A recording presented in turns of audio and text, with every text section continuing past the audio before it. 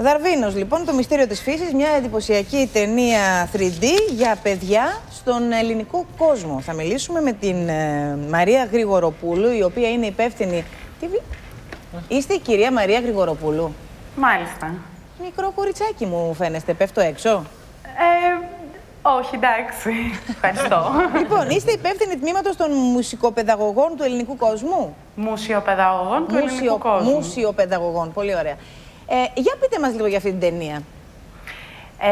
Αρχικά να πούμε ότι είναι μια ταινία όχι μόνο για παιδιά, είναι μια πολύ εντυπωσιακή ταινία που παρουσιάζει την ζωή του Δαρβίνου, την περιπέτεια που έζησε, μέχρι να φτάσει στο να διατυπώσει τη θεωρία για την οποία έμεινε γνωστός, τη θεωρία της εξέλιξης των ειδών. Η ταινία είναι μαγευτική, τρισδιάστατη προβολή, παρουσιάζεται στη Θόλο, στο Θέατρο Εικονικής Πραγματικότητας του ελληνικού κόσμου και είναι μια ταινία η οποία θα έλεγα ότι απευθύνεται σε όλες τις ηλικίες.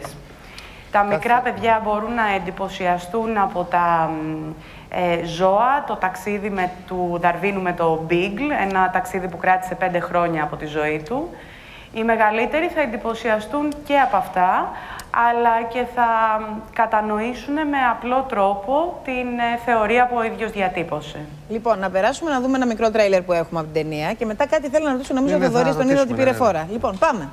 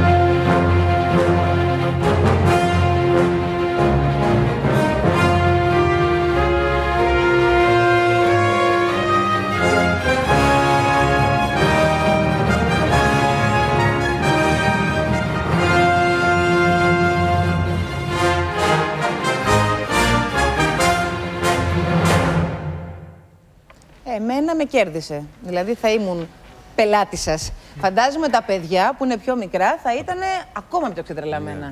Αυτές οι ταινίες, πείτε μου, φτιάχνονται για μουσεία, για ειδικές προβολές, όπως για τη Θόλο, ας πούμε?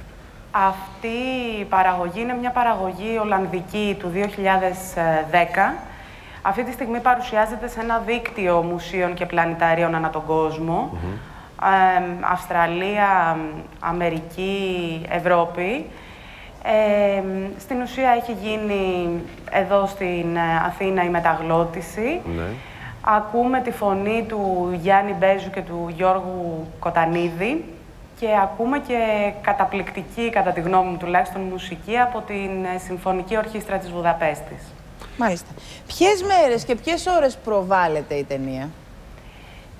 Κάθε Σάββατο και Κυριακή στη 1 και στις 3 το μεσημέρι, καθ' όλη τη διάρκεια των εορτών από τις 26 Δεκεμβρίου στις 11 και 4 το πρωί, στη 1 και στις 3 κάθε μεσημέρι και από εκεί και πέρα τις καθημερινές που ο ελληνικός κόσμος έτσι κι αλλιώς είναι ανοιχτός και υποδέχεται όχι μόνο ελεύθερους επισκέπτες αλλά και σχολικές ομάδες. Να ρωτήσω και κάτι άλλο. Πρέπει κανείς να κάνει κράτηση εισιτηρίου ή έρχεται μέχρι εκεί και αν υπάρχει θέση μπαίνει, δάλλως περιμένει να μπει στην επόμενη προβολή?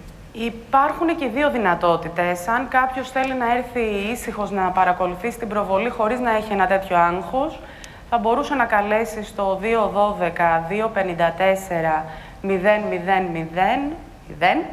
και να κάνει την κράτησή του. Ιδάλλως, ακόμα και να έρθει εδώ, θεωρώ ότι δεν υπάρχει θέμα να βρεθεί η θέση. Πόση ώρα είπαμε, πόση ώρα διαρκεί η παράσταση? Είναι 45 λεπτά η παράσταση που περνάνε σαν νεράκι.